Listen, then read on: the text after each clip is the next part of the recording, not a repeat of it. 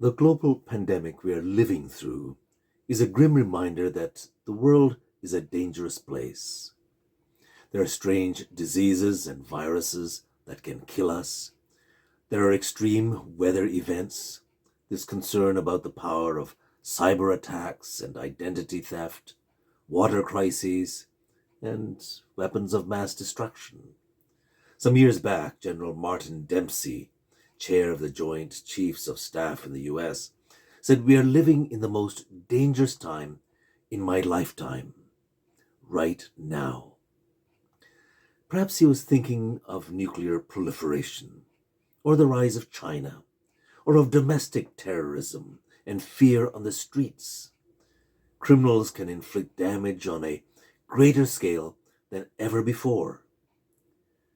When the early Christians read John's Gospel, and indeed in the whole of John's Gospel, the word world signified a dangerous and evil place. Mind you, Palestine had Jews and Arabs or Gentiles, and unlike today, lived peaceably together. But it was an occupied territory where you lived in fear of the wrath of Rome. Roman cities themselves had their ghettos, and you dared not go out for an evening walk, not just because of criminal activity. Juvenal, a rich Roman poet, said you had to be careful at night, for the maids would empty the chamber pots, and something unwanted could land squarely on your head. That sure would color a romantic evening stroll. It should not be a surprise that with poor sanitation, that from the 2nd century and following, they suffered a version of the Black Plague. They call it the Antonine Plague or the Gallon Plague after the physician who described it. And Christians had it much worse. They were blamed for the woes of the empire. They were fed to lions or crucified or hung as human torches to adorn Nero's gardens. It's not surprising that in John's Gospel, the world indeed is a evil and dangerous place. And it is a comfort that whatever century we may be in, whatever our earthly circumstances, Jesus is praying for us. That is an important truth to carry in our hearts.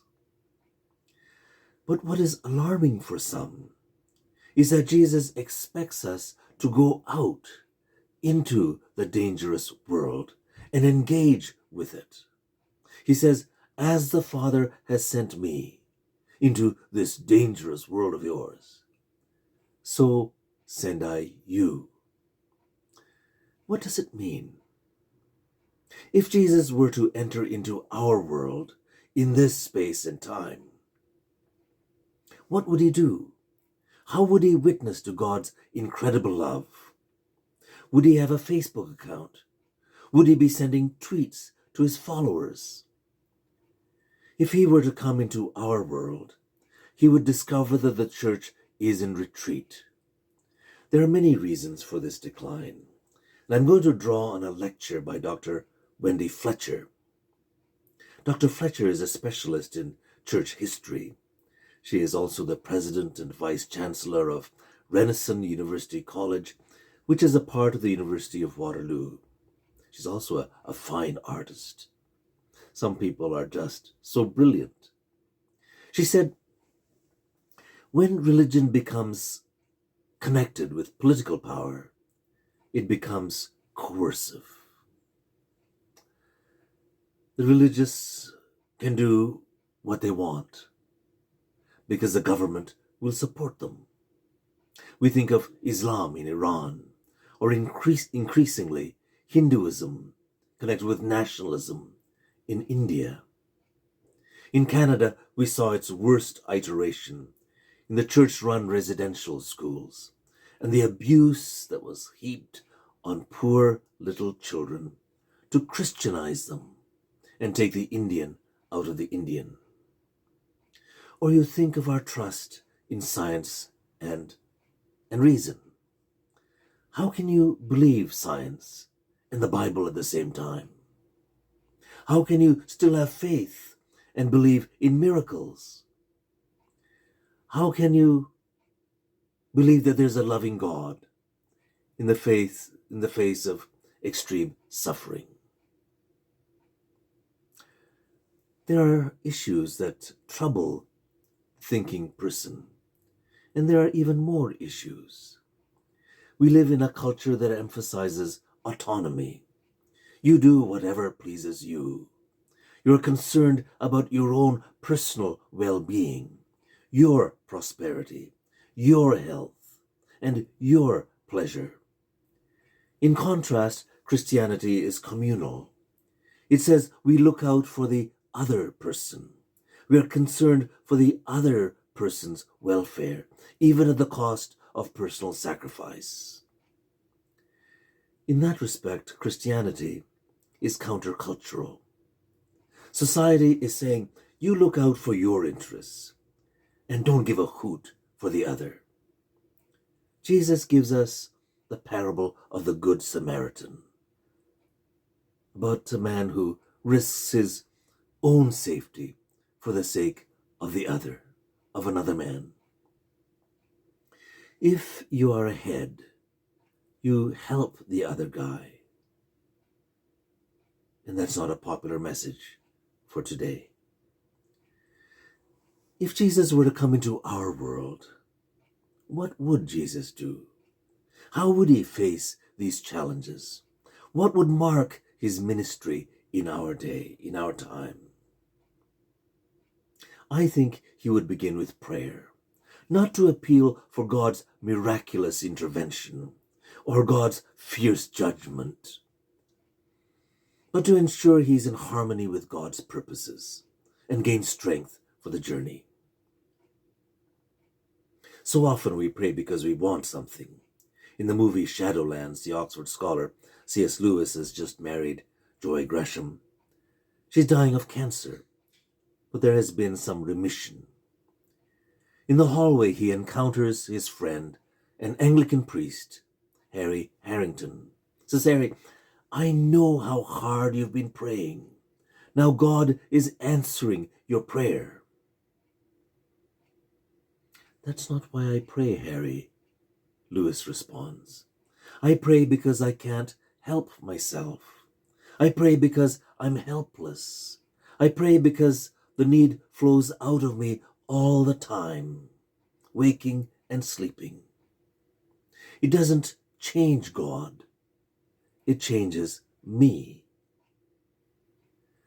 In prayer, we open ourselves to God. We listen for his voice. We communicate. We grow as we allow his spirit to roam freely in our spirits. We see. We allow our roots to sink more deeply in him and become what God may want you to be. And become someone more in the likeness of Christ. And that is a good starting point for us. So what would Jesus do in our kind of world beyond praying? In a world of low trust, of fake news, of conspiracy theories, Jesus would emphasize what you do is as much or more important than what you say. There's no end to words, but what you do will register in the eyes of a cynical society. One cool morning almost a decade ago in Winnipeg, a city transit bus driver, Chris Doubledy, made an unscheduled stop on a busy street corner.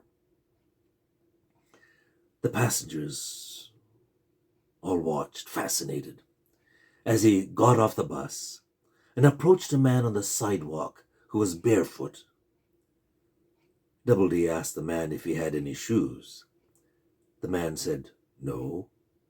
So the bus driver removed his own shoes and handed them to the man. Here, he said, you need these more than I do. Then Double D returned to his seat, wearing no shoes, and continued on his route. When questioned, he said, "I couldn't bear the thought that he didn't have any shoes." Yeah, I thought, that would be Jesus' style of ministry. He would serve with love and compassion. It may be expressed in personal deeds of love and caring and mercy in the public square, or in appealing to the government, to be attentive to the needs of the least among us. And there's more. We think of Jesus as a man of sorrows and acquainted with grief, and that he was. But when you listen to his parables, his teachings, what comes through is a deep-seated optimism, a faith and a joy, and a profound sense that God is at work. No wonder someone commissioned the laughing Jesus. He had that kind of faith and joy in him. The faith that says progress may be slow and small, but it is sure. He said, God's work is like a mustard seed, small and tiny, but someday birds will make their nests in the tree that grows out of it. He said, it's like leaven, yeast in a lump of dough which works more slowly than the eye can see. But it grows larger and larger and fills its container. Or to use a well-worn phrase, the arc of the moral universe is long, but it bends towards justice. So we do not lose heart and serve with joy. We know the final chapter is with God, and his way is a way of love and of justice. Our joy is an expression of our faith and our hope. What would mark Jesus' ministry if he were on earth today?